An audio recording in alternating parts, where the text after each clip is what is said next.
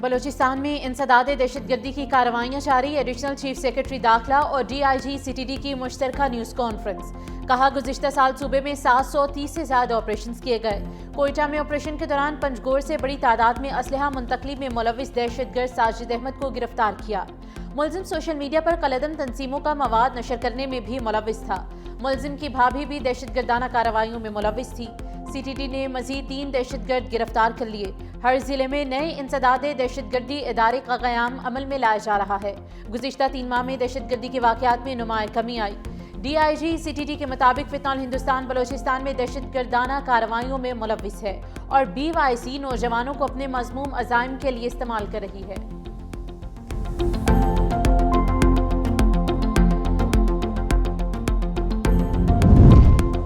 کراچی میں P T I کو باغ جناح میں اتوار کے روز جلسے کی اجازت نہ مل سکی۔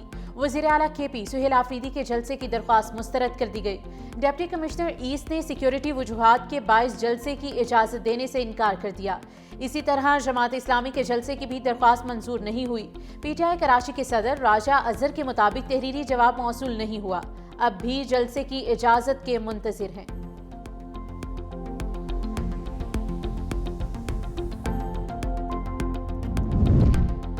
وفاقی اور صوبائی حکومتیں پاسکو کی 257 ارب روپے سے زائد کی نا دہندہ نکلی۔ پارلیمنٹ کی پبلک اکاؤنٹس ذیلی کمیٹی اجلاس میں انکشافات۔ آڈٹ رپورٹ کے مطابق 2012 سے 14 میں قابل وصول واجبات 18 ارب روپے سے زائد تھے، جو 15 دسمبر 2025 تک 257 ارب روپے تک پہنچ گئے۔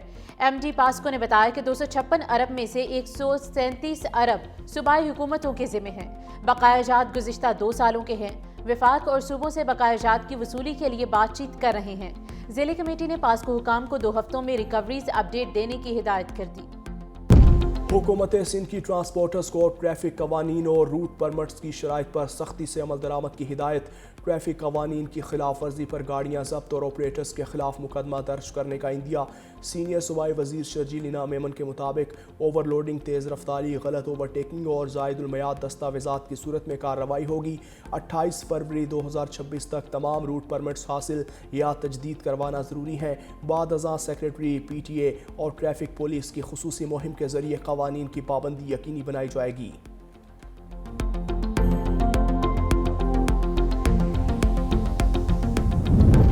اور لاہور سمیت پنجاب میں خشک سردی کی لہر جاری ہے۔ سرد موسم میں سپر فلو، انفلوئنزا اور وائرل انفیکشنز کے کیسز میں اضافہ۔ گزشتہ ہفتے لاہور کے 6 بڑے سرکاری اسپتالوں میں 52,000 سے زائد مریض رپورٹ۔ مریضوں میں بچے، بزرگ اور حاملہ خواتین شامل۔ سپر فلو کی علامات میں نزلہ، زکام، کھانسی، تیز بخار اور سانس میں دشواری شامل۔ کمزور قوت مدافعت والے افراد سب سے زیادہ متاثر۔ طبی ماہرین کی شہریوں کو ماسک استعمال اور فلو ویکسین لگوانے کی ہدایت کی۔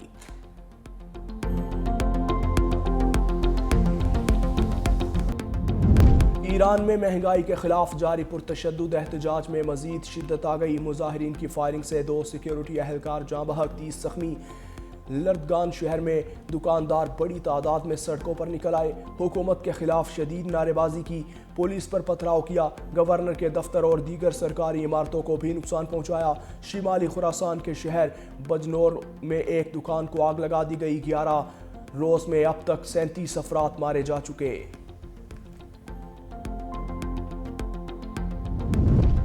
ایس آئی ایف سی کی جامعہ سہولت کاری سے توانائی کے شعبے میں اہم پیش رفت۔ این جی سی نے شیخوپورہ میں 220 kV Quaid Azam business park grid station فعال کر دیا۔ 4 ارب روپے سے زائد لاگت کا یہ ملک کا پہلا گرڈ اسٹیشن ہے جو اسپیشل اکنامک زون کے لیے قائم کیا۔ منصوبہ صنعتی صارفین کو بلا تعطل بجلی فراہم کر کے شیخوپورہ، کالا شاہ کاکو، بندالہ اور ملحقہ صنعتی علاقوں میں برقی نظام کو مستحکم، وولٹیج توازن بہتر اور تکنیکی نقصانات کم کرے گا۔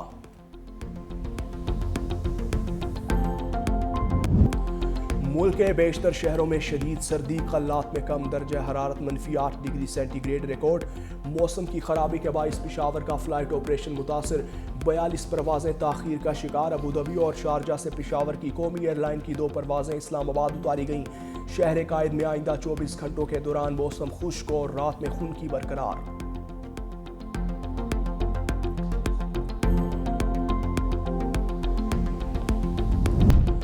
कराची में आवारा कुत्तों की दहशत बरकरार। नए साल के सिर्फ 7 रोज में कुत्ते के काटने के 1000 से जायद केसेस रिपोर्ट। रोजाना की बुनियाद पर दर्जनों अफराद सख्त के शिकार हो रहे हैं, जिनमें बड़ी तादाद बच्चों की है। माहिरीन सेहत ने रेबीज से बचाव के लिए फौरी इकदाम और वैक्सीनेशन को नागुज़ीर करार दिया।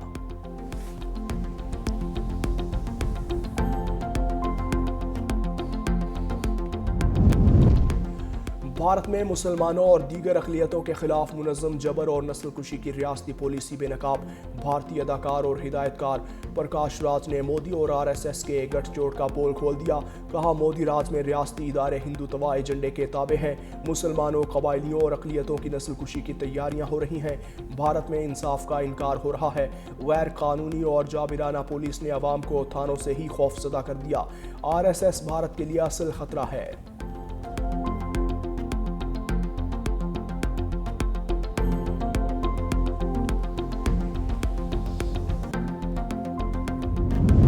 तालीम के नाम पर भारतीय फ्रॉड और जालसाजी आलमी सतह पर बेनकाब। नाअहल मोदी की क़यादत में भारत माली जुराइम का मरकज़ बन गया। रियासती सरपरस्ती में बेरोज़गारी के 27 नौजवान जाली डिग्रियों के जरिए बैरून मुल्क फरार होने लगे। ऑस्ट्रेलवी मीडिया ने भारतीय जाली डिग्री स्कैंडल को ऑस्ट्रेलवी वीज़ा निज़ाम और सलामती के लिए संगीन खतरा करार दिया। कहा, भारतीय पुलिस 22 जामियात से 1 लाख जाली असनाद बरामद कर चुकी। 10 लाख से ज़ायद जाली डिग्रियाँ बैरून मुल्क मुलाजमतों के लिए इस्तेमाल हुई। ऑस्ट्रेलिया में 23,000 गैर मुल्की तलबा जाली डिग्रियों के साथ पकड़े गए।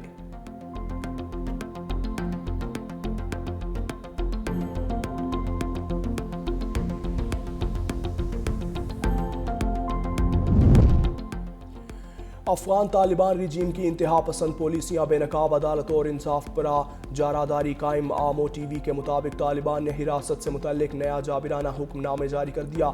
नए हुक्म के मुताबिक मुश्तमा अफराद की हिरासत 72 घंटों से बढ़ाकर 10 दिन कर दी गई। साबिका कवानीन ख़त्म होने से अफगान शहरी तवील हिरासत और बिला जवाज़ गिरफ्तारियों के शदीद खतरे से दो चार। कानूनी माहिरीन का कहना है, यह फरमान मुनसिफाना ट्रायल के बुनियादी हक की खुली खिलाफ वर्जी है।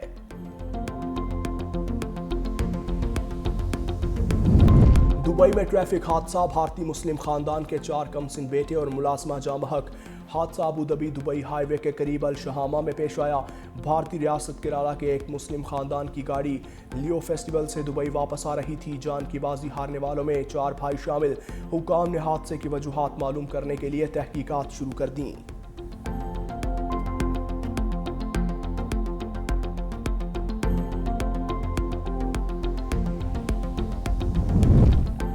मुत्तहदा अरब अमारात में नया सिविल कानून नाफिज। 18 साल की उम्र कानूनी बलूगत करार। अमाराती हुकाम के मुताबिक अब 18 साल के नौजवान सरपरस्त की इजाज़त के बगैर माली और कानूनी फैसले कर सकेंगे। मुआहिदे करने, कर्ज लेने और जायदाद खरीदने के मजाज होंगे। 15 साल की उम्र तक के अफराद अदालती इजाज़त से अपने असासे खुद संभाल सकेंगे। नौजवानों को कारोबार रजिस्टर्ड करने की भी इजाज़त होगी।